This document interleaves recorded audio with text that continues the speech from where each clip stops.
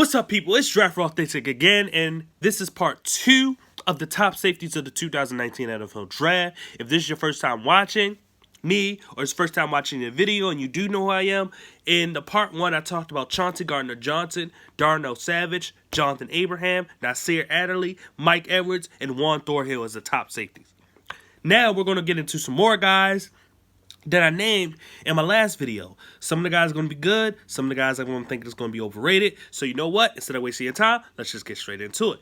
Let's start with Jaquan Johnson. You know why I want to start with Jaquan? Because I didn't like Jaquan tape. I didn't like Jaquan tape at all. And then he ran a 4.7.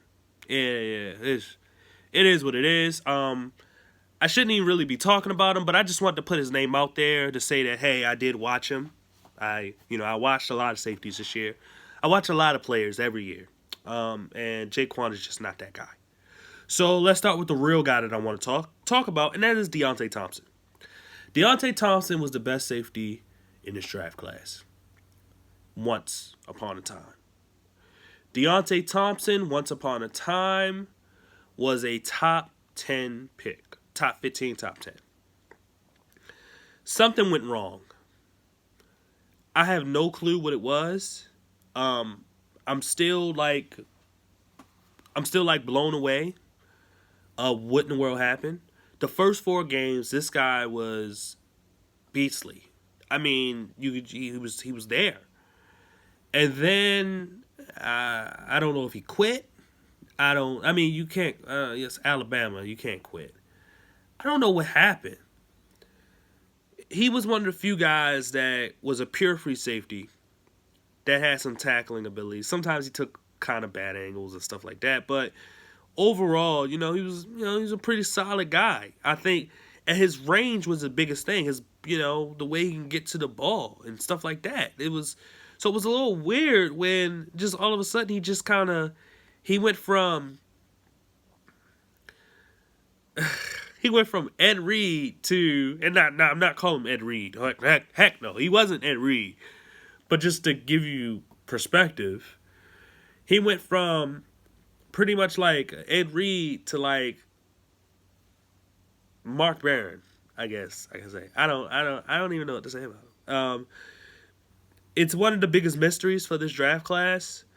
And it is what it is. Like I said, I'm gonna talk about and get away from the guys that I didn't like on tape as much, but it's one of those things with Deonte where you just scratch your head.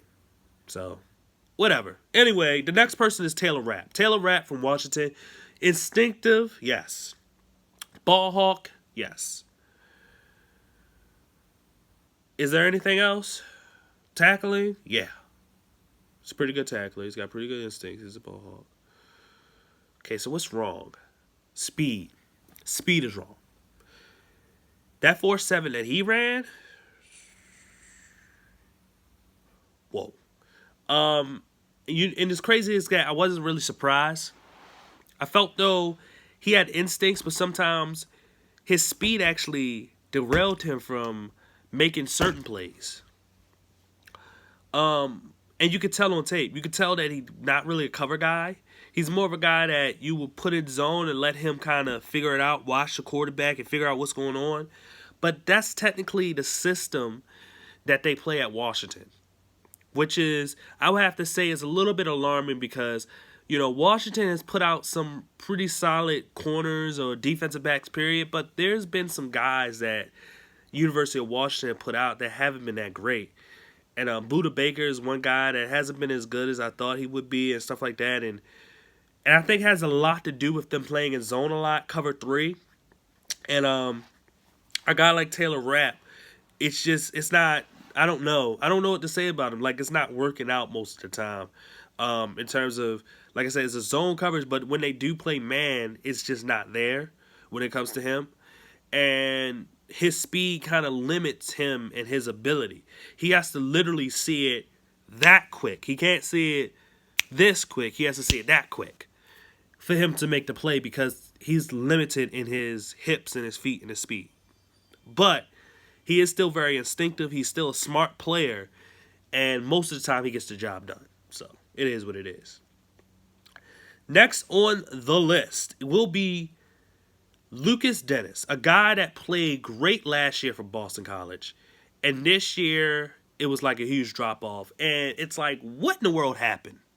What in the world happened to Lucas Dennis? How in the world do you become one of the best safeties to then not even being considered to being a at least a third, fourth round pick? Like, it's crazy when it comes to him. But I'll say this. His tape this year and last year are not that much different from each other. This year, he just didn't make as many plays as he did last year. That's the only difference. But you still see the range. You still see all the things that you want to see, the coverability and everything. He's a pure free safety that's pretty solid tackling. He's a pretty good cover guy and everything. The problem is with Lucas Dennis is that you question if last year was a fluke and if this year was who he really was. I will say this. I don't think it was a fluke. I just think that he's a guy that he may not ever lead the league in interceptions, or he may not be like a 7 interception 1 year guy and a 4 or 5 and 6. And he may not be that guy. He's the type of dude that probably give you about 2 or 3 interceptions a year. Pretty solid guy. You know, nothing crazy. But I will say this. He is a guy that I can count on. And if my team needed a free safety and all of the top free safeties were gone, I'll be comfortable with taking him. I would be. So, it is what it is.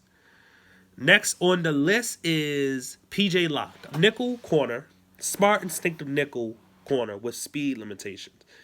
He's not the fastest. But like a Chauncey Gardner-Johnson, who does have speed, with P.J. Locke, he doesn't have the greatest speed.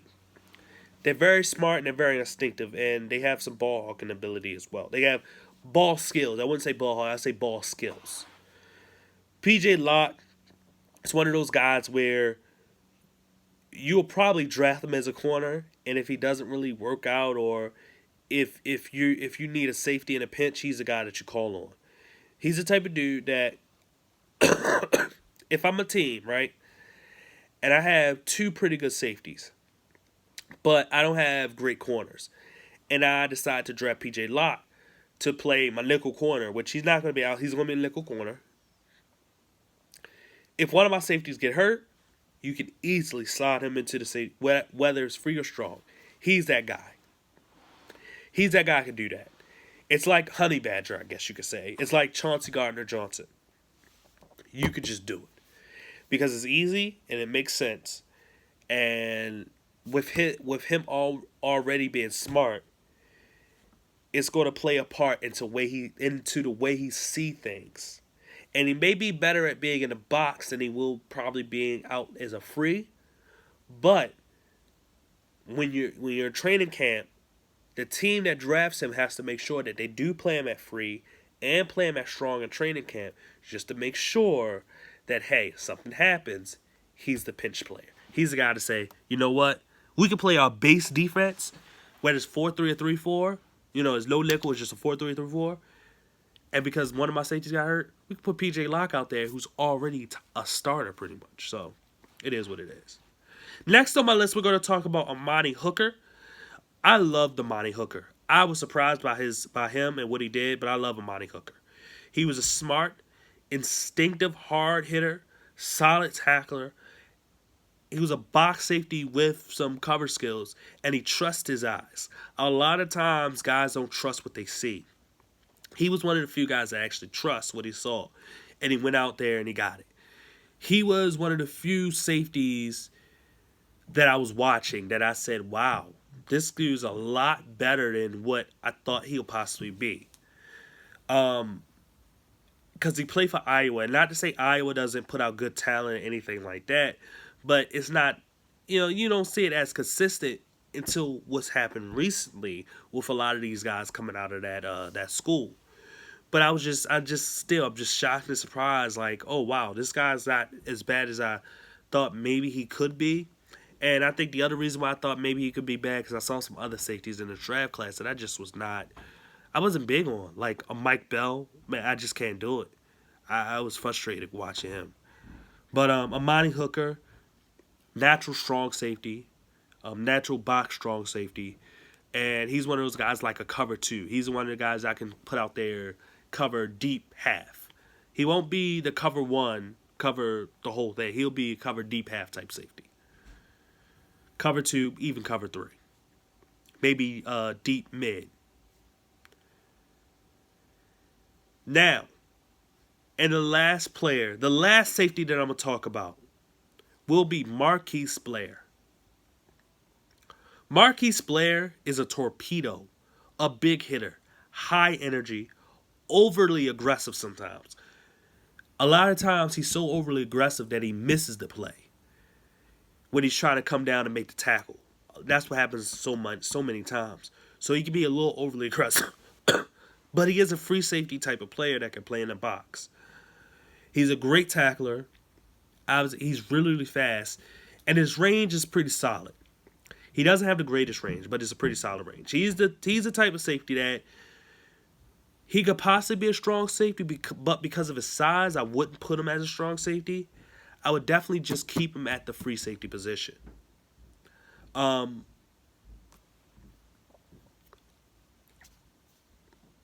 Like I said, when it comes to him, he's just a good tackler, big hitter, all of that. But when it comes overall, and I'm trying to talk him up as much because I really, really like him. And I pretty much named all of these good things, but it was the overly aggressiveness is what kind of frustrated me a bit. But his other traits reminded me a little bit of Darnell Savage. His other traits reminded me of him. To me, it tells me that he could be a pretty solid. He can be just as good as a Darnell Savage in the NFL. So anyway, that was my last safety on my list. I think anybody that sat there and watched this video with me, when I talk about these top safeties, I named about at least 14 guys, 13, 14 guys. And, I appreciate everybody that sits here and listens to what I have to say. Please comment, please rate, please subscribe. Once again, this is Draft for Authentic. I thank you guys for watching. Goodbye.